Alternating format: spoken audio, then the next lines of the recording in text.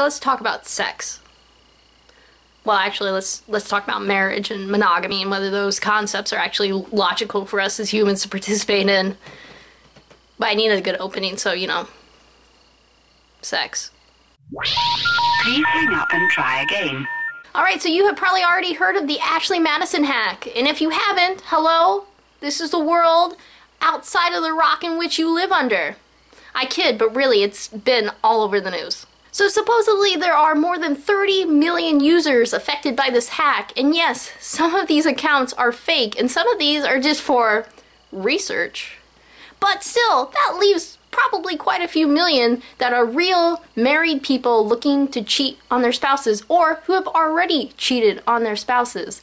And yes, I will admit, I was one of the many people who took to social media to kind of joke around about this Ashley Madison hack. After all, it's kind of funny to think about cheaters getting caught in the act. But then, I started thinking about the people who were being cheated on, and it becomes a lot less funny. And then, I started thinking about what this means about marriage, or the state of marriage, in this world that we live in. And again, it's a lot less funny when you think about that. So I started reading articles and talking to people about this concept of monogamy, or being with one person.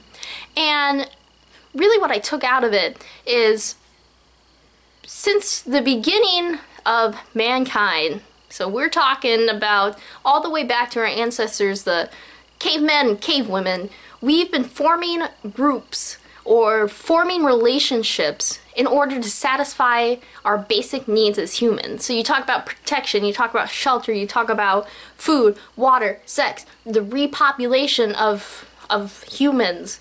That's why we've built relationships. That's why we have cities. That's why we have countries and towns and clusters of people. And yes, relationships, committed relationships in order to satisfy those needs.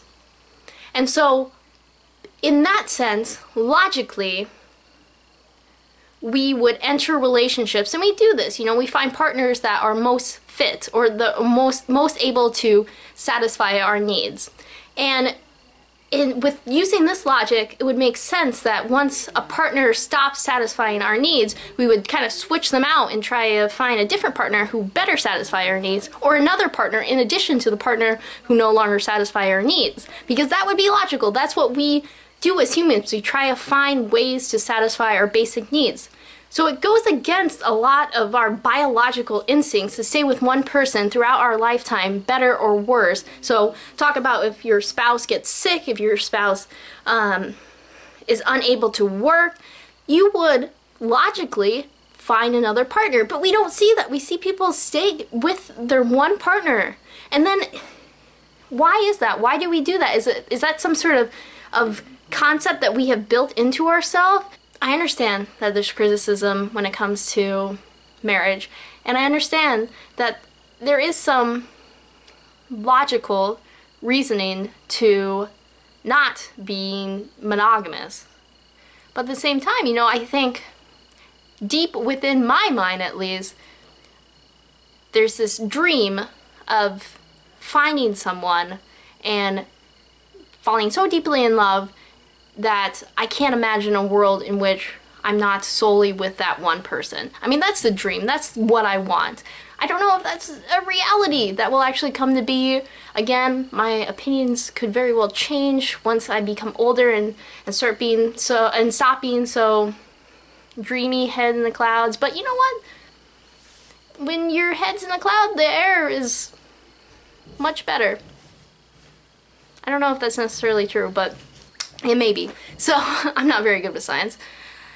I encourage you to comment on this video on your opinion on monogamy and marriage, and whether you're for marriage or against marriage, or think that monogamy is illogical or unrealistic. Please let me know. If you have any other things to say, please also let me know. Like this video if you like what I said, which is obvious.